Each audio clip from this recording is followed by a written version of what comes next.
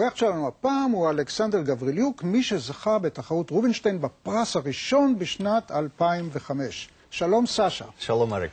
Sasha, you speak Russian and you play the piano. How come you are not Jewish? This is the question I get asked many times. I was born in Ukraine, obviously, and I studied there and later in Australia, so I'm half Ukrainian, half Australian. And not at all Jewish. Well, I'm coming so often here, so maybe just a small little part. You may discover some grandmother, some hidden relative, or... Well, actually, I think that my father's cousin was married to a Jewish... Okay, and you won the Horowitz and the Rubinstein prizes, and they were both Jews, but we'll talk about it later. Okay. So you were born in the city of... Kharkov. Kharkov.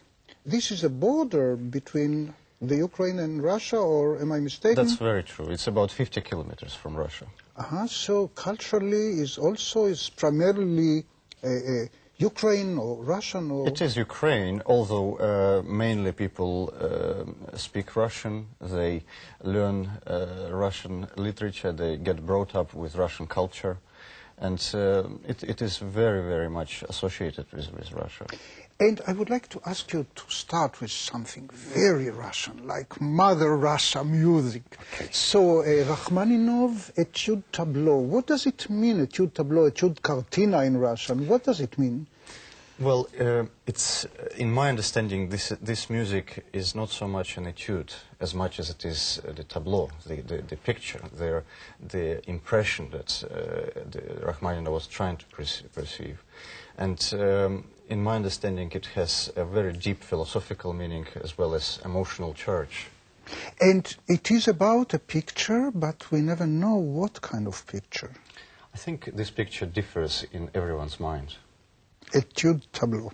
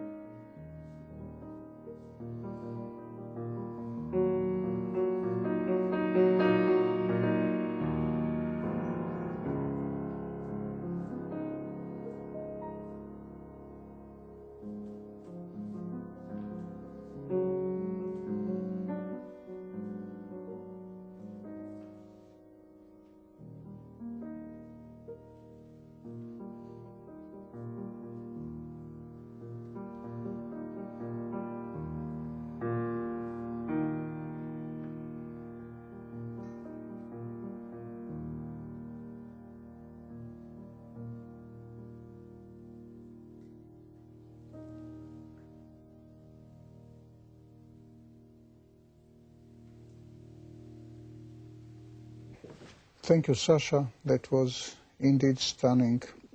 You know, it's Etude Tableau, and you said the beauty is in the eye of the beholder. I had my vision, my picture, but would you be willing to share with us your images?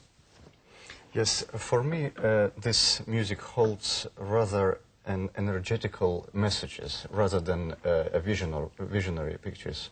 And I believe that this music is resemblance of the willpower of a person who struggles through a lot of suffering, and nevertheless the beauty within himself wins in the end, because you see that it comes to the major in the end. So for me this is this struggle of, and still he's strong enough to go through all that he has to go through and to win with the positive. A different meaning of Etude Tableau, a different meaning of Etude Cartina. However, if I ask you, is it day or night? It most likely would be night. Is it about he or she? I think it's about he, but maybe it's because I'm here. Is it the ocean or the land? I would rather say it's ocean, like most Rachmaninoff.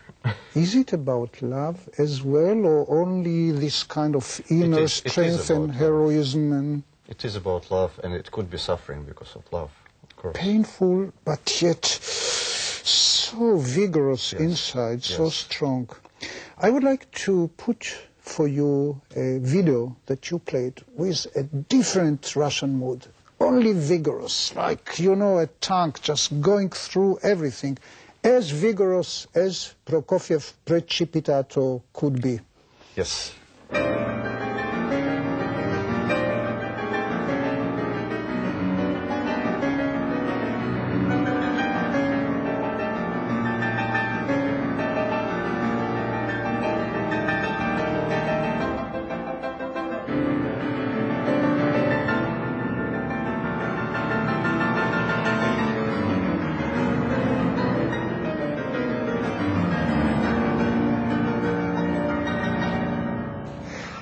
That was really fantastic, Sasha. You played it in Miami, of all places. Yes, it was, well, actually there was a rather funny situation there.